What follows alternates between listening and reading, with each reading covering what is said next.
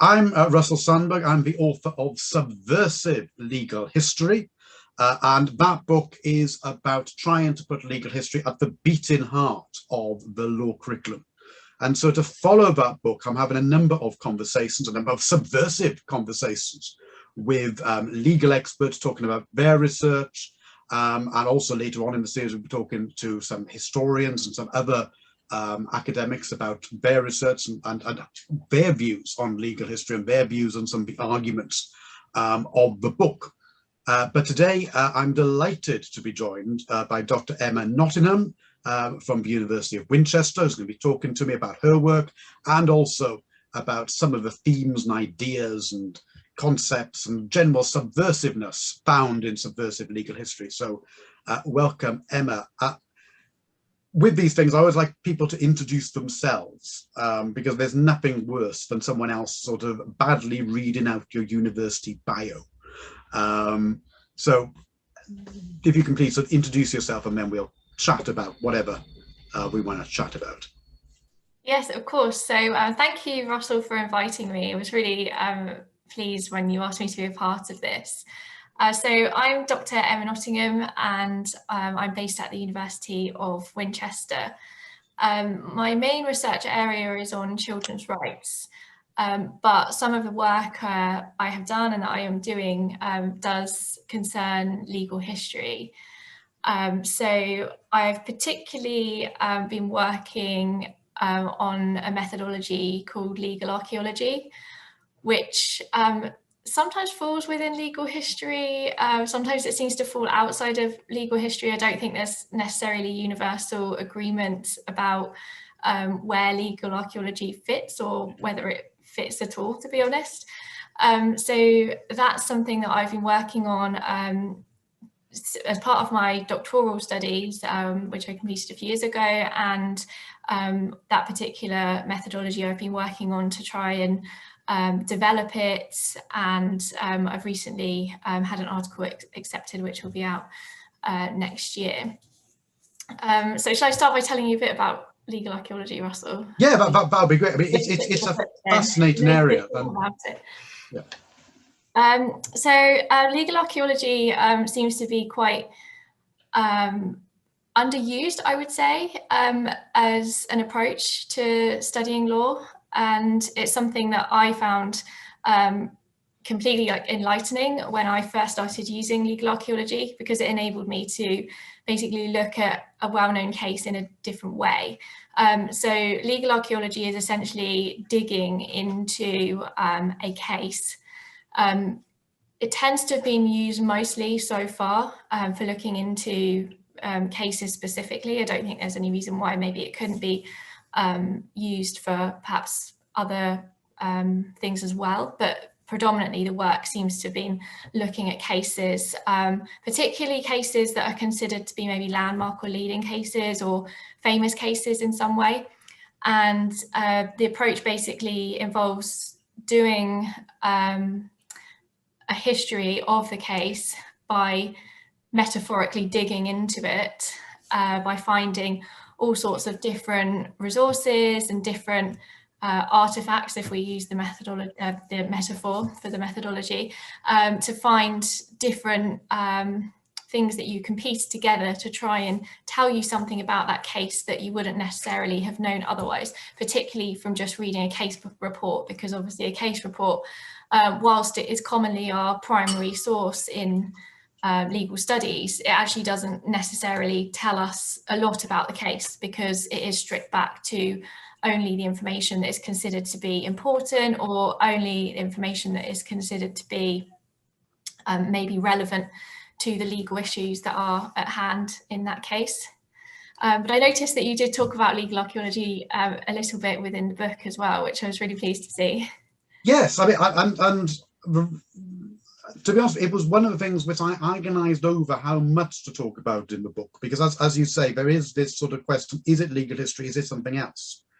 And it's a really good methodological approach, because it's the epitome really of a grounded approach, isn't it? If you kind of really use the metaphor of archaeology, is that you're really digging into the ground and looking at a case, not just legally, but looking at a case politically, socially, culturally, and looking at the people. I mean, that's the kind of the sort of almost the defining factor of legal archaeology is that you're digging to actually understand the case as it was at the time. And for me, that's so legal history. Because, you know, the great lesson by sort of Milsom is that, you know, it's if you're doing legal history, you need to understand how law and society operated at the time. It's about getting into the head of litigants and other legal actors at the time, and legal archaeology for me is a perfect way to do that. And of course, it was kind of, Brian Simpson was a major proponent in his sort of later works, wasn't he? Or not his, perhaps it could be said his sort of middle works, because he then went off into sort of human rights and stuff. But yeah, it's fascinating and sort of still underdone and still very sort of under theorized and under developed. And I think your work is doing that, isn't it? And doing that in relation to cases which are legal history, but also are cases which are still very much on the law curriculum. So what I quite like about that, and you know, your work's on Gillick, and you know, that is a case which every law student hears numerous times on a law degree, you know, regardless of if they've done child law, regardless of if they've done medical law. And it's quite nice because it kind of removes that sort of line or distinction between legal history and the current law. So how did you get into legal archaeology? So it's something that I think came a little bit later in my academic work. It was a part of the process of my doctoral studies, which was looking at the case of Gillick. So I was essentially trying to do a case analysis of that case because it seemed very much that there was a lot more to the story than it first appears. So when you study that case as an undergraduate, you're pretty much concerned with the Gillick competence principle. You'll probably look at the two leading judgments of Lord Fraser and Lord Scarman, and then you'll look at probably cases that have applied Gillick competence or challenged it, and you'll kind of look forward into the cases that happened after Gillick, rather than maybe looking back. So I was trying to look back at what happened before Gillick, to see how the case was constructed, how it came about, and whether that could tell us anything about the case itself, because we get these kind of narratives that become well known and they become the kind of fixed or dominant narrative. Whereas when we try to, as you said, look at the individuals, study maybe the facts that perhaps aren't necessarily so relevant to the legal issues, but perhaps were still really relevant to how the case came to be, we might then get a different narrative that can just give us a different maybe layer of understanding.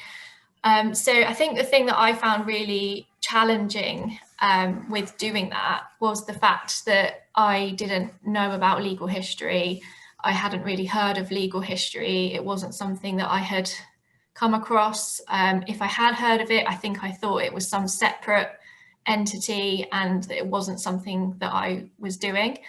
And I think what I was trying to do was use my sort of existing experience as a law student and imposing that on the research, which was really dominated by a doctrinal method, which is useful, but a doctrinal method only works in a certain way and will only give us certain insights.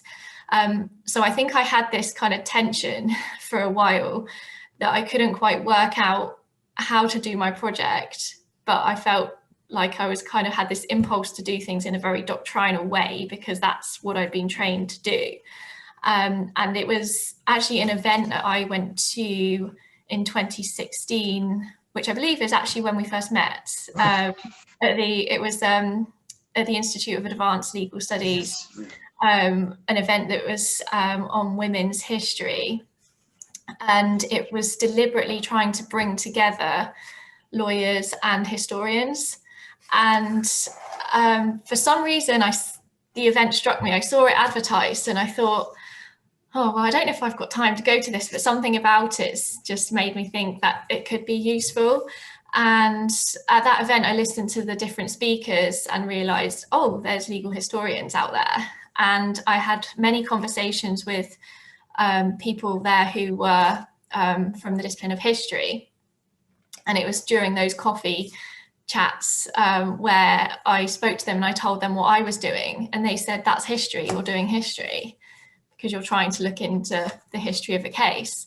And it completely changed my perspective in that moment, where I thought, oh, wow, yeah, I'm doing history. I'm not actually trying to do law. It's about a legal case. So it's law in that sense.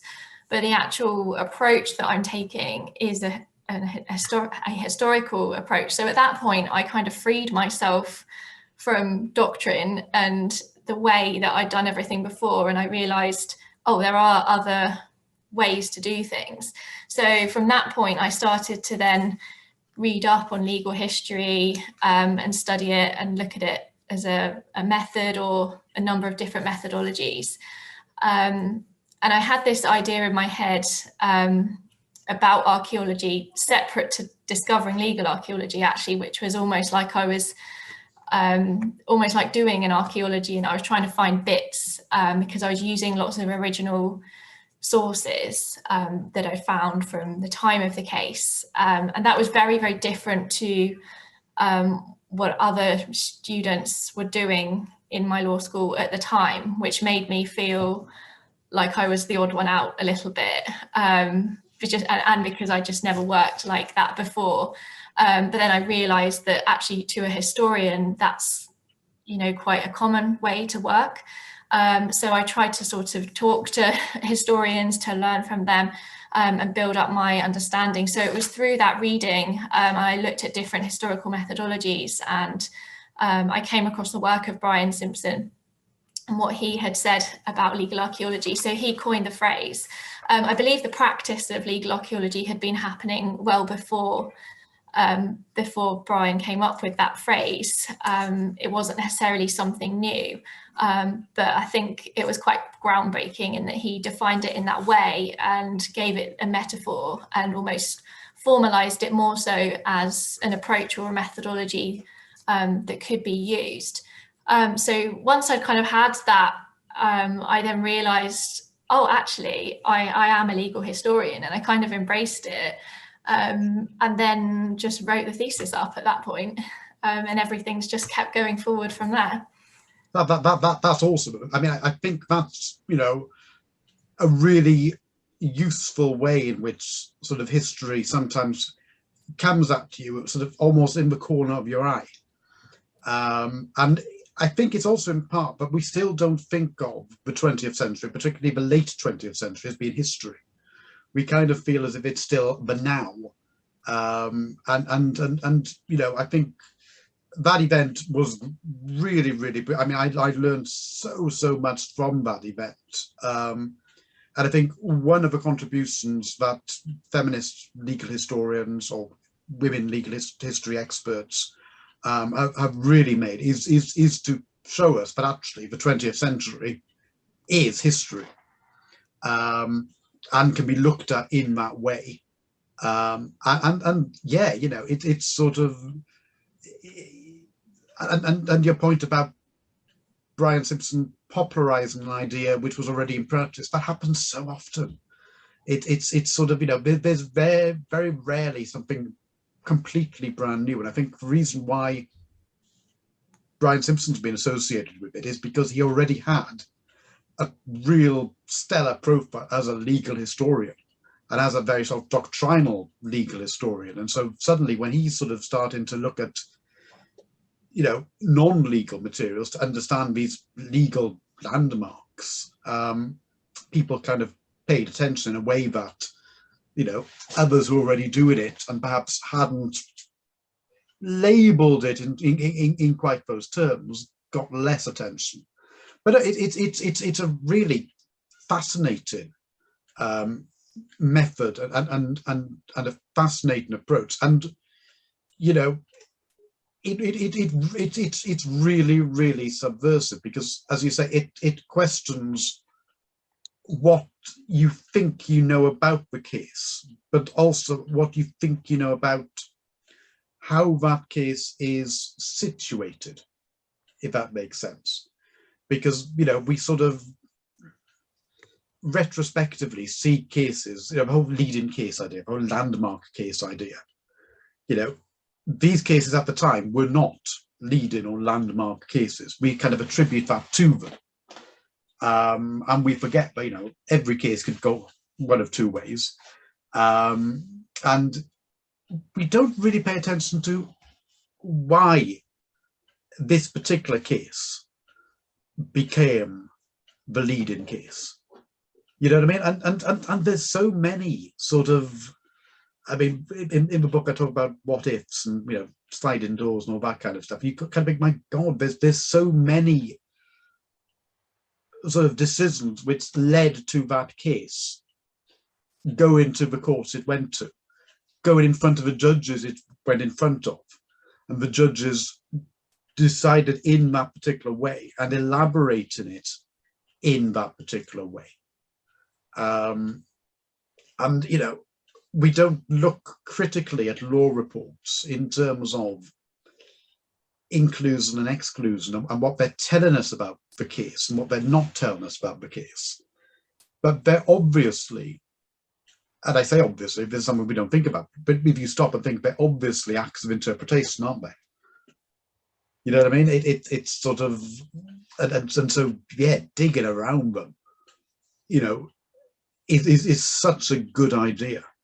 And so how have you developed this? So you've sort of, in the PhD, you've sort of took a legal archaeology approach to the Gillick case. What kind of things were you finding out there?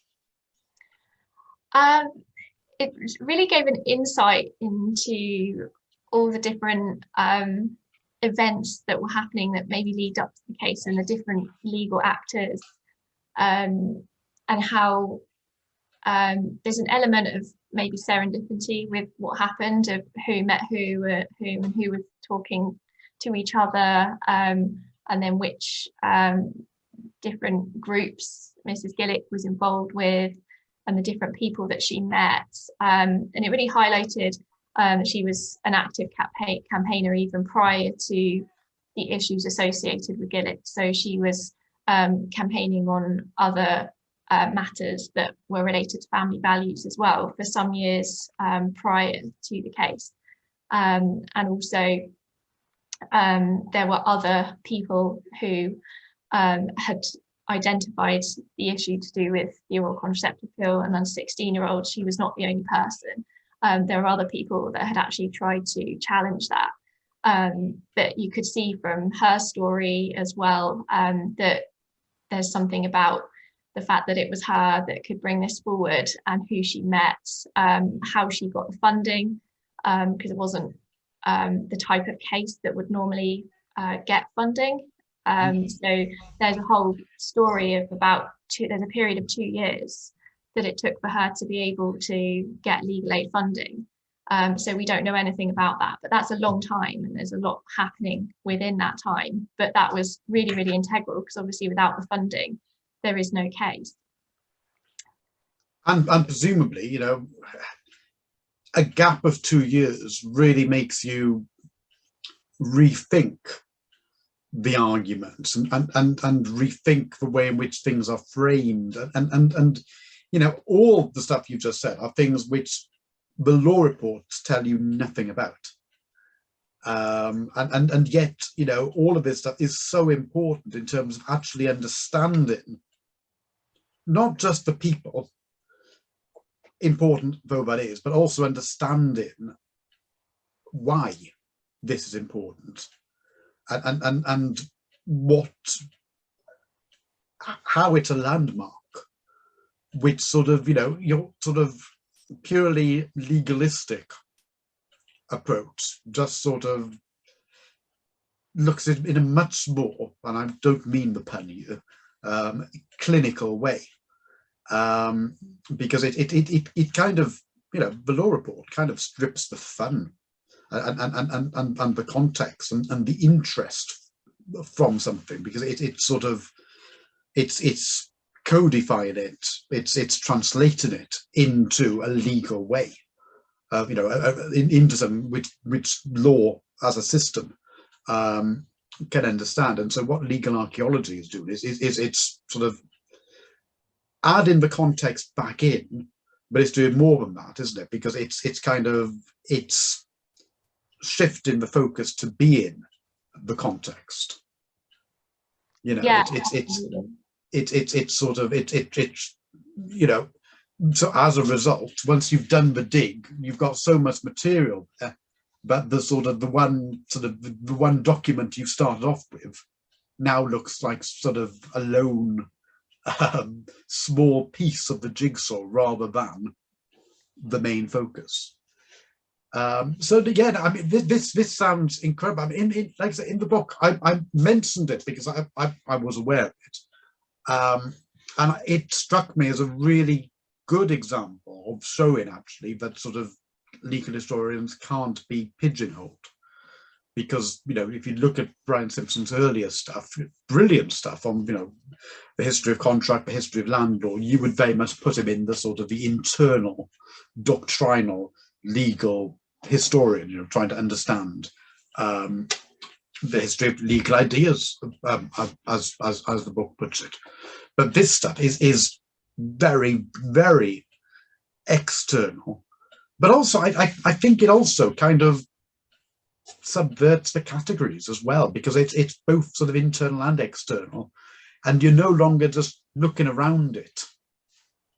You know what I mean? You're kind of sort of going at it from all angles. I mean, I know very little about archaeology, but it's.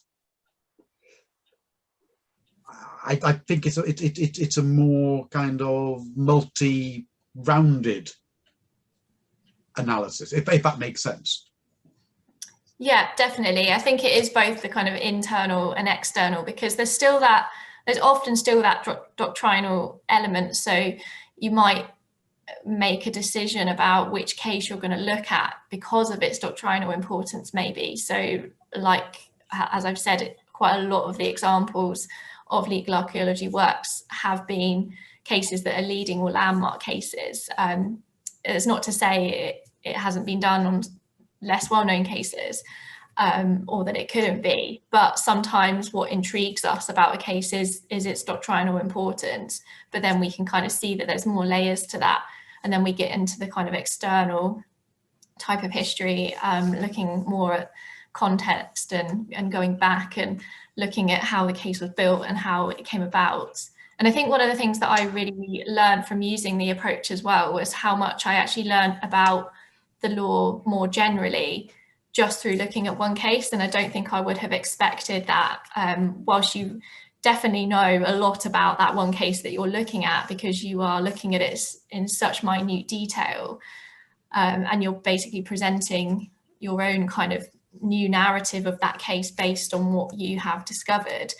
But actually it gives you real insight into how cases are constructed and how they come about, why they come about, different examples of how that can happen and what factors influence certain things as to how a case actually reaches court. And that's something that I hadn't necessarily thought about before doing this type of work.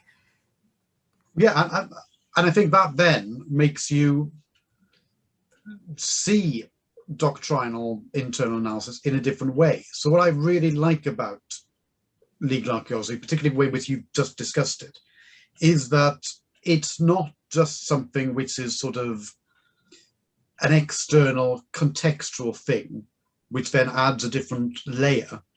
It also then goes back to the internal thing and means that you see that case and you see aspects of that case, And I dare say you probably see, lines and sentences of the law report in a completely different way. So you're kind of it's a very sort of a transformatory way of doing it, because it's not just sort of, let's put this case into context, because that's what a critic of this would say. A critic of legal archaeology, there are people out there who sort of, particularly in sort of overviews of sort of, legal history or legal method, simply say that, legal archaeology, that's just put in law in context. We all do that these days. But I think that sort of is an unfair caricature of what's happening here, because legal archaeology is more than let's just understand the context of this case, isn't it? It's let's really take this case apart and let's repiece it together in the same way as if we were doing an archaeological dig, which is difficult enough to say, let alone to do. But yeah, no, it's really, really fascinating. So your new article, which has been accepted, how does that, what does that deal with? So that is trying to move the methodology on a little bit more, because when I used it in my doctoral studies, I pretty much just used the methodology by looking at what other people had done when they'd used the methodology and kind of following a sort of similar process. Part of, I think, what I found is that there's not really a process in terms of a formalized process, which is part of the beauty of it, because it's just following what you find and realizing that there's all sorts of different things that you should pay attention to, and you shouldn't necessarily limit yourself to making decisions early on about what you're looking for. You need to stay really open-minded to just then see what you find, follow what you find, as variable as that might be. But in terms of, I think, convincing maybe other people to use the methodology and that it is useful and that it is actually a genuine methodology, I've tried to suggest a particular approach as to how we can use legal archaeology. So I've tried to formalize it a little bit more by suggesting a sort of different phases that you would go through. That's based on my experience of when I did it. What were the different phases that I felt I was kind of going through, and then putting that forward more as part of the methodology, whilst trying to retain the openness and the not trying to restrict yourself to looking for particular things. So trying to retain that, but just offer a more kind of staged approach, so that if someone wanted to give this a go, they've got more of a process that they can go through. So that's sticking with the legal archaeology metaphor, but basically using the metaphor even more so into different phases of the study. Absolutely. I've read the article in draft. It's brilliant. I learned so much from it, and I've had an idea of what legal archaeology was before, and like I said, I'd read those criticisms, and I thought, yeah, I can see where they're coming from. Having read your article, I think it completely rebuts that. That really sort of, how do you follow the evidence? How is this a different approach, a different method, which requires a different way of thinking, a different way of working? Your article really, really answers that, and convincingly answers that. It kind of made me want to sort of dress up like Indiana Jones and go out to the law library and start digging at cases. But it's really, really good, and it's coming out in the. It's out at some point in 2022. Yeah. Which journal is it? Journal of Law and Society. Law and Society. That's something to really keep an eye on. I'm that's going straight on the reading list for legal history, but also should be something which is on the reading list just generally. And I think that's kind of the problem here in terms of, is it legal history? Is it not legal history? It's too important and too good to be only legal history if we see legal history as something that's sort of this specialist separate pursuit. Because your stuff on legal archaeology really underscored for me, and I was sort of, I was one of those articles where I feared halfway through my head was going to drop off because I was nodding along so vigorously. Because you go, yeah, this makes sense. This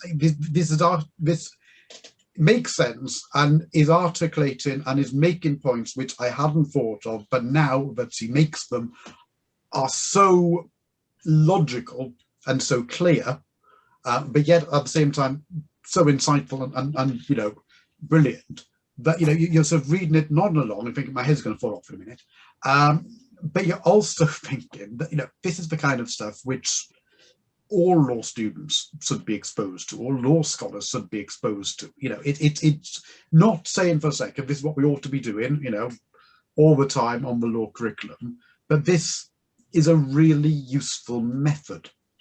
And doctrinal method is a really useful method, but it shouldn't be the only method.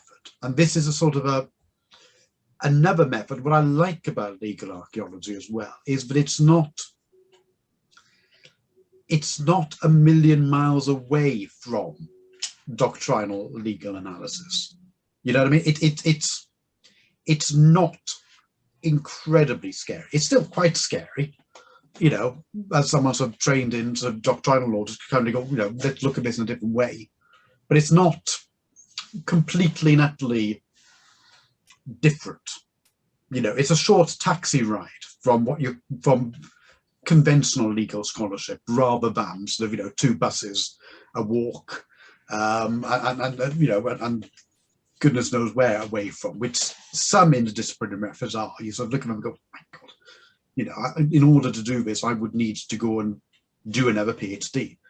Whereas I think people could, particularly with your article, train themselves into legal archaeology methods with considerable effort. It has to be said. It's not easy, but I think it's doable, if that makes sense. And I think it's going to be a really, really important article in the JLS now. So I actually think that, having done my work on legal archaeology, that the two can actually sit quite comfortably alongside each other, and one can complement the other. So I think in some ways legal archaeology can actually improve the doctrinal approach as well, because when we learn things about how cases come about, we can actually think about these bigger questions that we might more commonly be thinking about within a doctrinal study. So thinking about how cases are applied in other cases, and how precedent functions, and how the legal system continues and moves on. And if we have a legal archaeology narrative that can supplement that, we can then maybe think differently about things like the doctrine of precedent itself. This is something I've mentioned in the article, and then we can perhaps make precedent even better, in the sense that we can see that cases fit together better, because we have a better understanding of the individual facts of each case. So we can really see that precedent is working, and that it's actually then able to include some kind of subjectivity within it. So from that, I think that actually one method can learn from the other. I don't think they have to be too distant from each other. I think when you first do the legal archaeology work, it feels quite distant because it's so different. And for me, I'd never worked in that way before. But now, having done it, I can actually see the two can work alongside each other, and they still both have value. Yeah, absolutely. I mean, I think it's that idea of complementing each other and enriching each other, which is something which I was very keen to stress in the book, was sort of, the way in which different methods shouldn't be seen as being, you use this or that, and then you get to, completely different results. And I think particularly with legal archaeology, in a way, because it kind of defies categorization, that's helpful, because it means that it isn't something that's necessarily going to be separate. It can interact with existing methods, but also by defying categorization, it shows the limits of that categorization in the first place. And I do think that sort of, we get very, lawyers like things to be rather neat, don't they? And so they like sort of, even interdisciplinary lawyers like to be able to place their methods in sort of neat pigeonholes almost, or neat sort of drawers, and then talk about mixed methods as if that's the exception, whereas actually that probably should be the norm. And sort of, yeah, legal archaeology is a real useful way, really useful way of doing that, because it kind of, I suppose it's something you can kind of almost stumble into. And I think that again will be the strength of your article, and the usefulness of your article is that when people sort of stumble into legal archaeology, it's in the same way that people stumble into legal history, right? Often at the start of the project they would say, they wouldn't even think of legal history, wouldn't even think they're a legal historian, and then suddenly they're looking at a particular thing, and they realize they've got to look at what was before that particular thing, and then if they're native, they're doing legal history, and then the next question is, how do I do this properly? Well, your article gives people a blueprint on how to do that, and this is not something which you can only do in relation to 19th century cases about cannibalism, like Brian Simpson did. This is something you can do about the cases which still animate the common law, like Gillick. And I do think that your work, because it has that sort of modern but also current focus, is really, really useful in demystifying the idea that there's legal history over here, there's the current law here, and never should the two meet, because legal history methods can be used for anything that happened yesterday. So where are you thinking of taking all this next? I think the next stage of what I want to do with this is to actually look at the discipline of academic archaeology itself and see if there's anything there that can be useful, because we're hearing the term legal archaeology, but actually at the moment it's just a metaphor. Is there anything from the archaeologists that we can actually learn and that we can bring into the methodology to see if there's more that we can do with it? So that's the next stage. I'm thinking to try and talk to some archaeologists and learn a bit more about what they're doing and try and see what synergies there are. In the same way that, obviously there's experts in an awful lot of law-ams. And so, what that work presumably will be doing will be to look at, is there a law and archaeology? In the same way as we talk about law and literature, law and geography, law and history to an extent, but we tend to talk about legal history instead, and are they the same things? I mean, that's an interesting question in its own right. Law and religion, law and technology, etc., law and music, law and art. So my God, that sounds fascinating, because your article already sort of leans into the metaphor more than a lot of work on legal archaeology does, because a lot of work on legal archaeology kind of calls it legal archaeology, talks a little bit about digging, and then sort of doesn't explicitly deal with the archaeology bit of it. It's almost sort of the label which gets you through the door in terms of explanation, rather than the continued focus. And what I liked about your article was that it sort of, the roadmap you were given, what was good about it was it felt as if it was legal archaeology all the way through.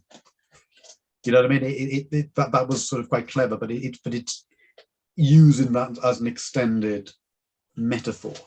So yeah, I mean, I think yeah, that's going to be a fascinating legal archaeology exhibition in its own right, isn't it? In terms of following the evidence and seeing where it takes you, because it's going to be, and what do archaeologists think of law? What do they think is the difference between what lawyers do and what they do? Yeah, my God, that sounds fascinating. Yeah. So yeah, it did. And how do you stand on the is this legal history debate? If indeed you can call it a debate, it's more of a slight tension. I think Ian Ward brings up in his new book, his brilliant book on English legal history. He mentions, I think, legal archaeology at one point, and I think he mentions Brian Simpson, and I think he says something like it's unclear whether this is legal history or not, or words to that effect. What do you think? Should we be doing legal art, or is it sufficiently important we should be having a legal archaeology course as well as a legal history course, or At the moment, I think it could be either. That probably sounds like a bit of a cop-out, me not really answering the question. But when I was working on my study of Gillick, I very much sensed that legal archaeology was a part of legal history. It was just one particular way of doing it. And I don't even think it's necessarily too different from other approaches within history as well. I think it's a lot more groundbreaking within the legal discipline than it is within the history discipline, because I think people in history would say, well, we've been doing this all along. Mm-hmm. But it's a lot more novel for the lawyers to work in this way. So I probably personally would see that it fits within that umbrella of legal history. But from my more recent work that I've done, where I've looked at developing the methodology further and seeing, oh, actually, maybe there's more we can do with this, I then wonder if there is scope for it being almost a separate but related thing. Because if there's a lot that you can do with it, and there's a lot more work that can be done, and a lot more legal archaeology case studies that can come through, it can almost have room to be its own thing. It just depends, I guess, if people want to engage in that kind of work. Yeah. Okay. Sorry, I was going to say as well, I did come across, I'm not sure if it's still running, but in a university in the US, there was a legal archaeology module that someone had set up, which I thought looked really exciting, and I'd quite like to go along and do that module. But again, I don't know whether that would work well here or not, because that might, I think, be seen almost as too different in a system where the doctrinal method is more what dominates our teaching of law students. Yeah, but I think on the other hand, it could be argued that the law and idea might be more palatable to English and Welsh law schools than legal history, because I think there is that image problem with legal history, that it's seen as being a specialism, as being medievalists, looking at sort of the yearbooks, etc.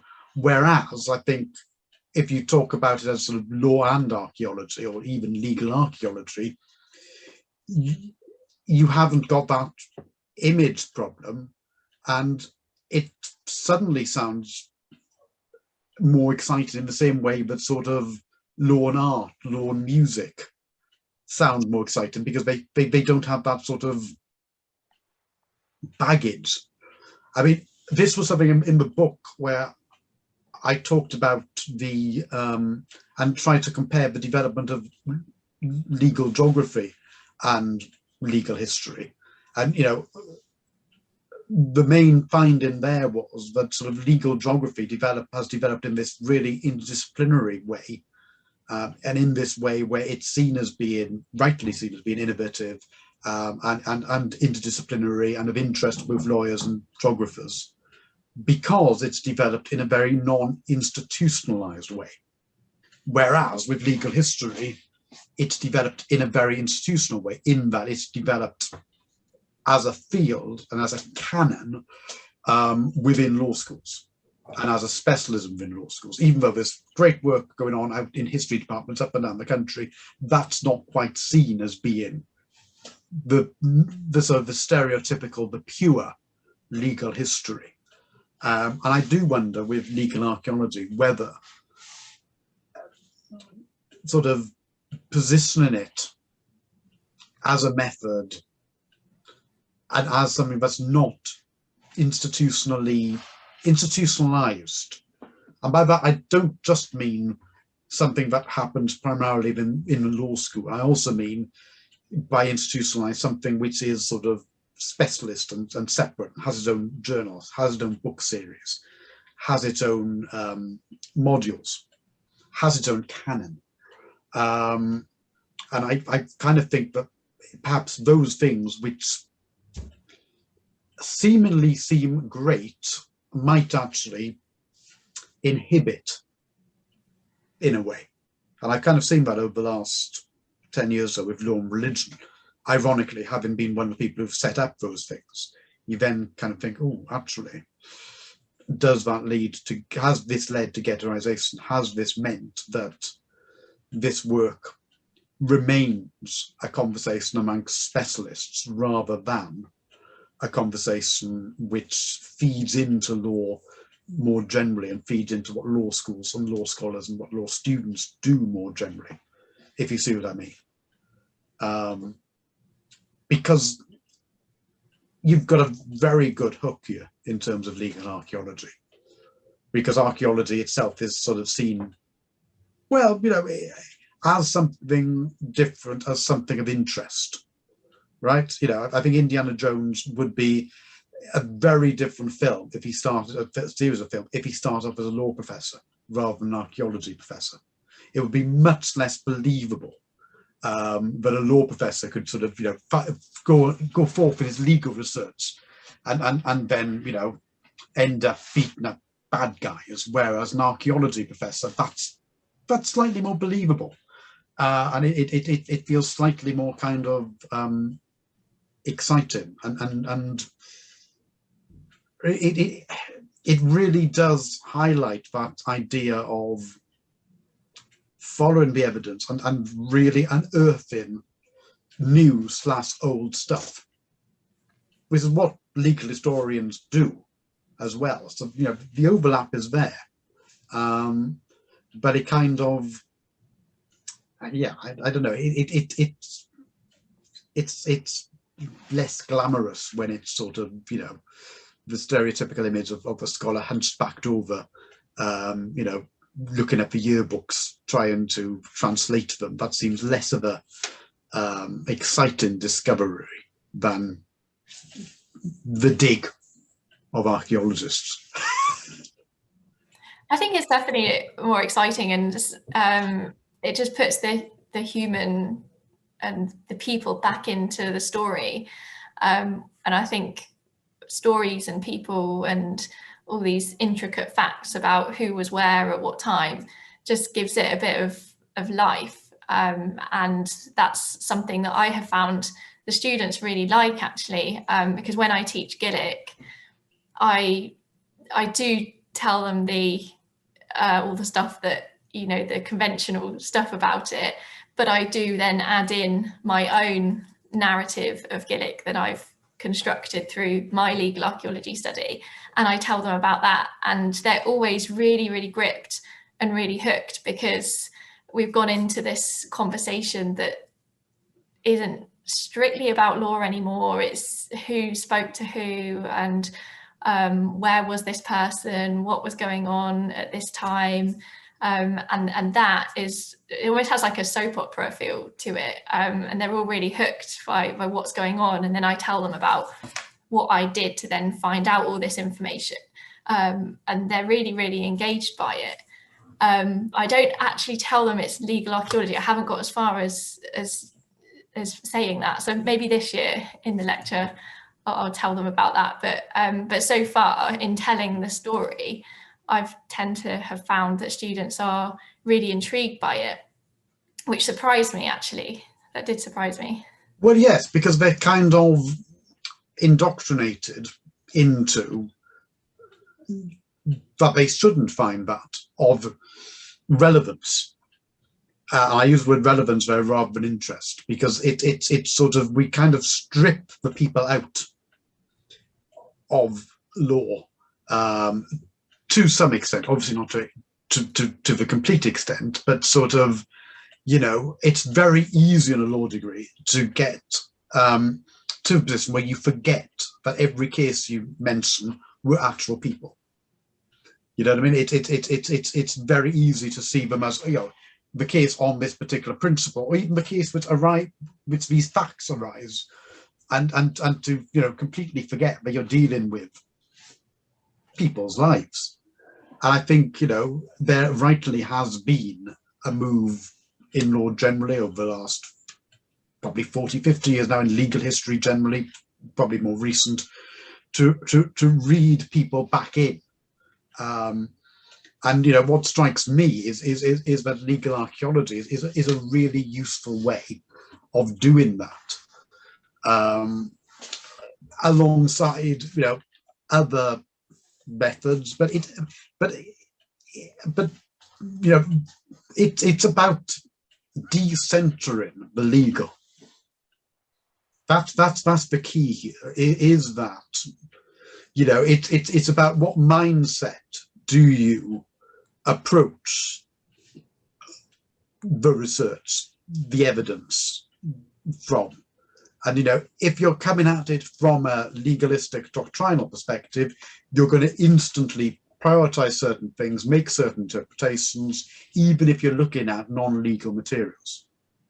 I mean, I found this when I mean, years and years and years, because ancient history, I mean, almost an archaeological dig on it itself, when I was studying, because I studied law and sociology. And by the end of it, I was getting frustrated by the sociology because it wasn't precise enough. Because I was starting to apply my sort of lawyer's mind as it was developing to the sociological stuff. And, you know, in the same way that you sort of, you know, you read legal materials and you know, you'd instantly try and work out, okay, what's the ratio here? And everything else is sort of, you know, by the by. I was starting to do that with sociological works without thinking and unwittingly, and was getting terribly frustrated. You know, why the hell are we reading this? Where, you know, this 10-page document, basically the only key thing is this paragraph there. And I do think that, you know, legal archaeology can sort of help correct that a bit, because it does need correcting. I mean, I think the sort of the thinking like a lawyer skill, which law schools develop, is a really, really useful skill. You know, that attention to detail, that attention to be able to sort of to separate out the, you know, what's important and what isn't important. I mean, God, in a world of fake news and all sorts of nonsense in the media, that skill is more needed than ever. But I do think it then needs to be balanced by the ability to also ask different types of questions and to also look at things in a different way, which is, you know, the main purpose of the book really is to kind of say, look, law is already interesting, law is already fascinating, but my God, it could be even more fascinating if you look at it historically as well, not instead of, but as well. And it's about seeing these legal developments, you know, be they whatever they are, whether it's Gillick or whether it's the rise of consideration, or whether it's sort of, you know, way back in terms of the early development of a writ system, or whatever. It's about seeing them in a multifaceted, more complex way.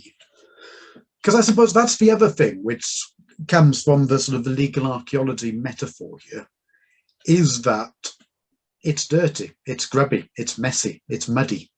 It's not as clear and pristine as we assume things are, because You know, with Gillick, for instance, you know, the version of Gillick in textbooks is the sanitized, cleaned up version of Gillick, which we know, which is there because it fits a particular piece of the jigsaw of that particular story, that particular textbook, be it a medical law textbook, be it a tort textbook, be it a criminal textbook, you know, whatever, you know, Gillick has been cleaned up and polished and presented in that way.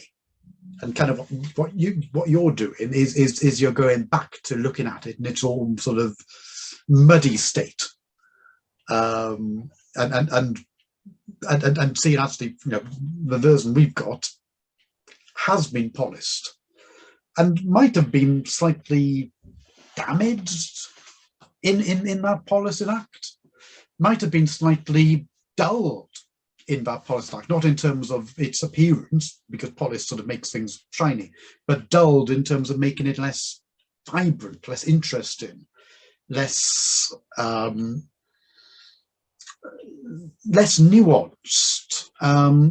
But fundamentally, you know, and this is what you're saying about talking to your students about it, you know,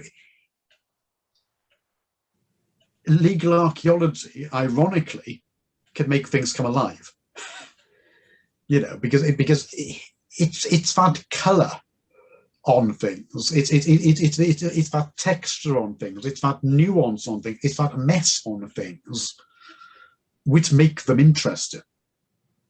You know, and I think sometimes as lawyers we forget that, particularly as academic lawyers, because we're kind of trying to make things as accessible and as intelligible as possible. And I think sometimes in doing that, I'm guilty of this, is that you accidentally remove some of the interest, you know, and some of the challenge and some of the texture. I think texture is the word I'm looking for, to be honest with you, if that makes sense. Yeah, it does. I really like the use of the word texture, because I think that's exactly what legal archaeology is trying to do, is put that back in. And I think your subversive approach to history as well was trying to do the same and add the colour. And I think that to use this, like the approach of legal archaeology or some of the approaches that you've talked about in the book, is to just embrace the messiness.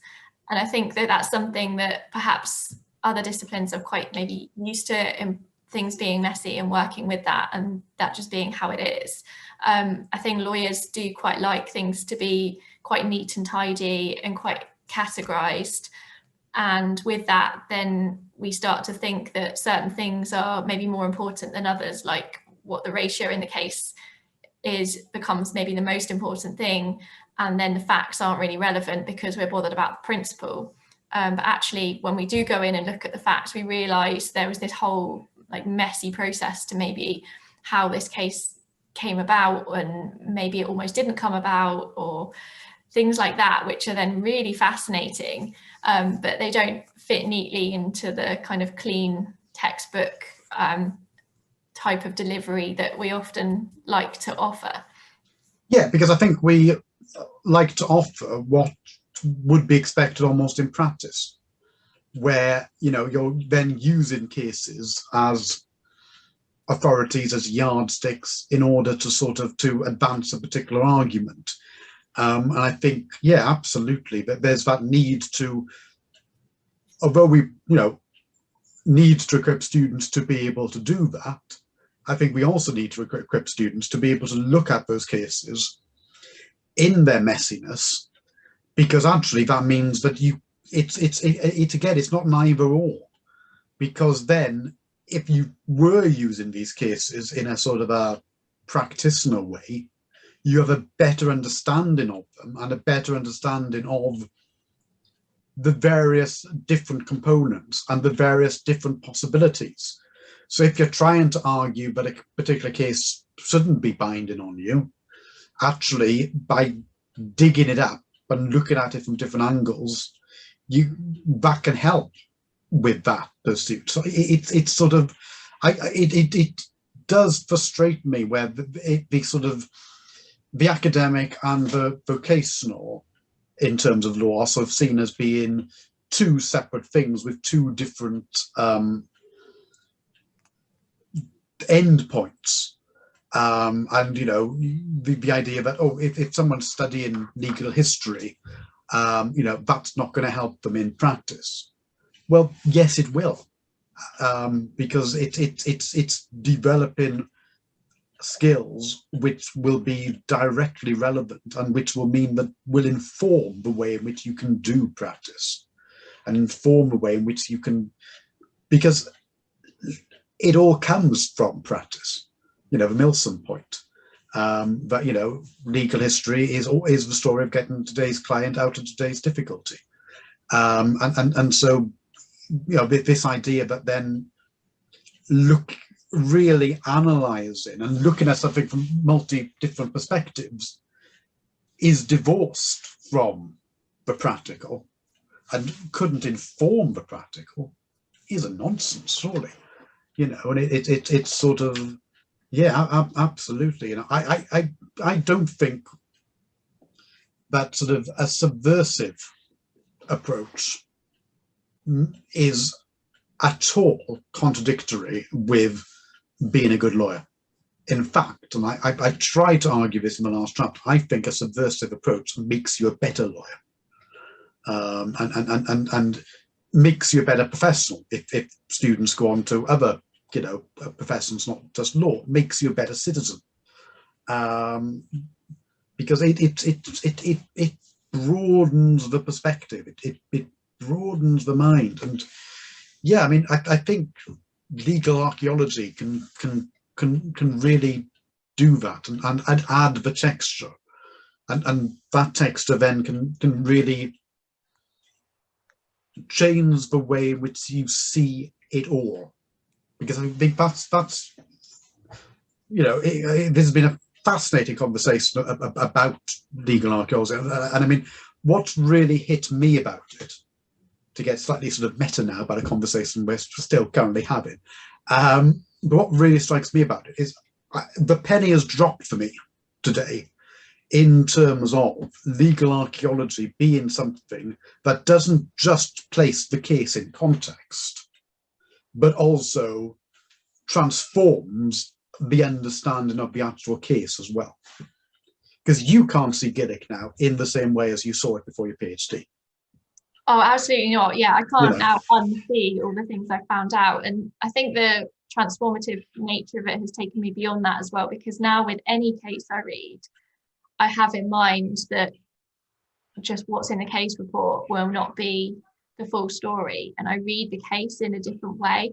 So the first time I read Gillick, for example, all I was looking for was the ratio and what the textbook said were the leading judgments. But then the legal archaeology reading was actually paying attention to all the parts of the case that we might usually think are irrelevant or unhelpful or don't really tell us anything, and actually digging into those to see what they do tell us. And then once you've worked in that way, you start then reading other cases, and then you have that mindset in there, and you start paying attention to different parts of a judgment or a case report that you would have probably just dismissed before because you were only paying attention to the ratio. And then that can give you a lead in to doing further research if you want to, or just make you question things about that case in a different way.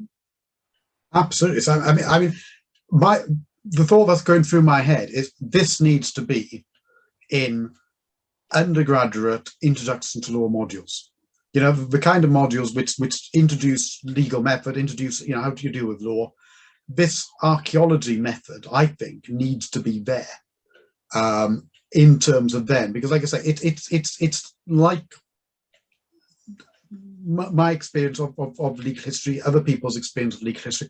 Once you've seen the world in a different way, even then when you're looking at it in the more traditional way, you can see, even if you're not studying the nuance, you can see the nuance. You can, and you know, wouldn't it be great if at the start of someone's law career, the start of someone's legal education, that, you know, once they've got, you know, a grip of the basics in terms of, you know, precedent, the judicial system, all that stuff, to then say there's this other way of looking at law, and then to do a deep case study on that in a way that then means that, you know, when they then are looking at cases in contract, criminal, trusts, you name it, even if they're not doing anything which is archaeological, even if they're just looking at it in a doctrinal way, at the back of their mind or in the corner of their eye, they will still be able to go, ah, yes, but I wonder what would happen if, you know, there's other stuff in play here. And you know, we'll read the people back in, because like Ian Ward makes the point again in that book I referred to earlier, because it's a brilliant book, published by Hart, makes a point that, you know, nowhere, he says, is the risk of forgetting faces more pressing than in legal history. And I would say in law generally. And, you know, what legal archaeology really does, I think, is reminds us of that, and reminds us, the people, that laws are the result of people and interact with people, and is a social thing primarily. And, you know, yeah, you can go away and you can, you know, you can analyze a law report to death, but that will not give you the complete picture. And legal archaeology will help tremendously with that. So go forth and dig, I think, is very much the message I'm taking away from all of this. Yes, definitely. I hope that more people might be inspired to maybe do their own archaeological dig of a case and see what they come up with.